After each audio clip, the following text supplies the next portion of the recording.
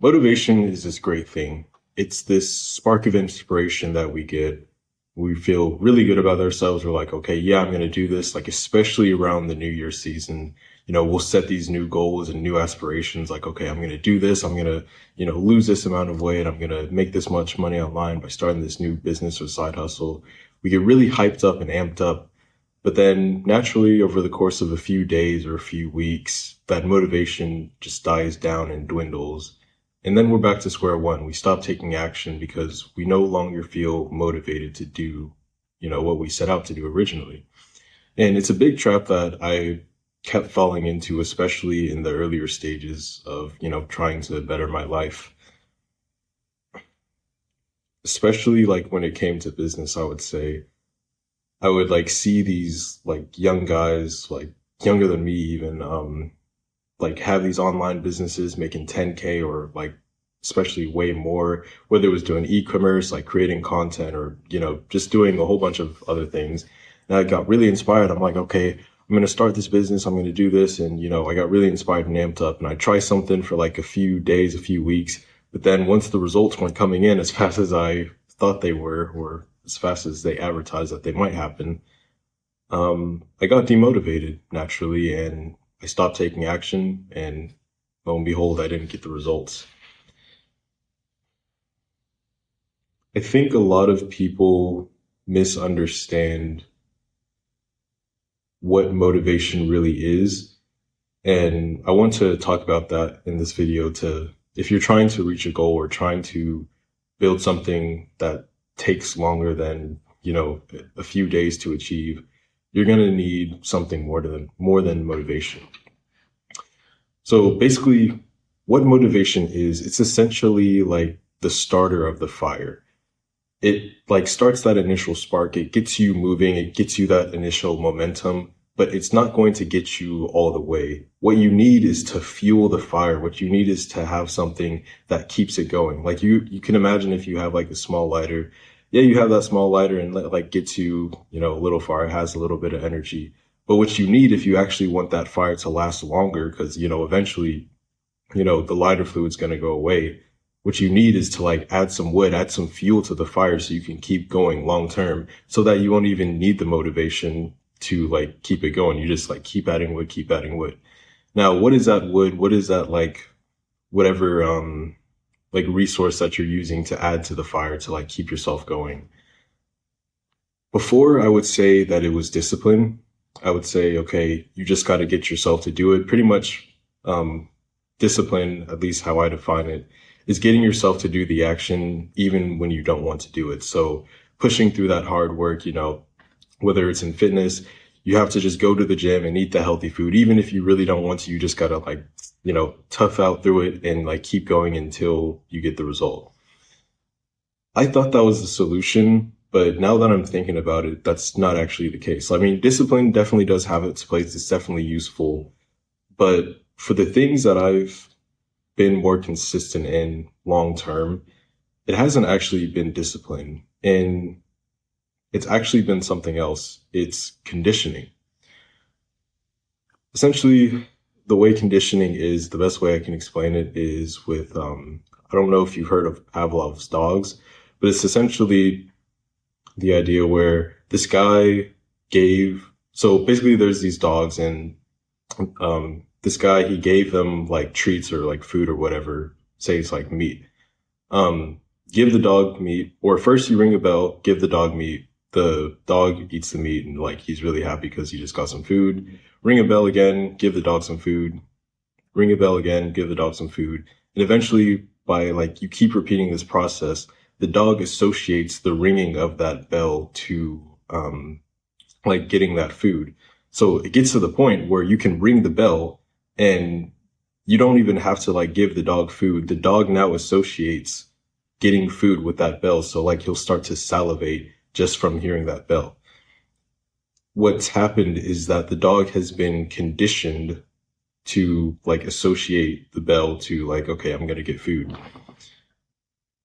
Now we're not dogs, but a lot of the psychology, like the animal instincts or whatever, like a lot of that is like still within us. Like we're very similar to a lot of other animals and we can learn from this. So essentially what we have to do is condition ourselves to do the things and associate that with what we want to do. So I'll explain it in a more concrete example. So say, for example, you're trying to get into fitness and you've had that motivation. You've tried to like be really disciplined. You've tried to just like grit through it, but it's just really hard, really annoying. You really, really don't want to go to the gym. You really, really don't want to like eat those healthy foods. You don't want to do what it takes to get the result that you want. And for a lot of these people, the reason is because they haven't conditioned themselves. And I don't mean, what I mean is like, in like the associations they have in their mind. So for example, when it comes to working out, for me, I've conditioned in my brain to associate working out with a lot of pleasure. It's really pleasurable for me. And I actually feel a lot of pain when I don't work out because I just like have those associations in my head. When it comes to eating healthy foods, I genuinely like have conditioned my mind where I don't feel good eating like these fast food, like junky foods, because it just like makes me feel bad. I have like painful associations to it. I've conditioned myself like that. For a person who is, say, fat and like out of shape, what they associate in their brain to eating fast foods or like sugary desserts is a lot of pleasure. Like, oh yeah, well, this food tastes really good. And, you know, healthy food, it just doesn't taste good and blah, blah, blah. Like they have these, what are called neuro associations to like the bad habit, the thing that's taking them away from their goal. They have these neuro associations that aren't helpful. Essentially, what you have to do is condition your mind to associate doing the good thing with a whole bunch of pleasure and associate the thing that is not getting you closer to your goal with a lot of pain.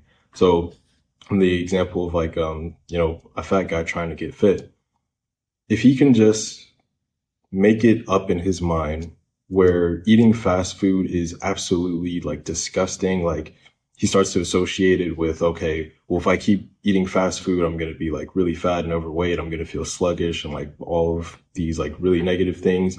And then to healthy food, he associates, oh, well, healthy food can actually like taste good if, you know, I know what I'm doing, if I cook it right.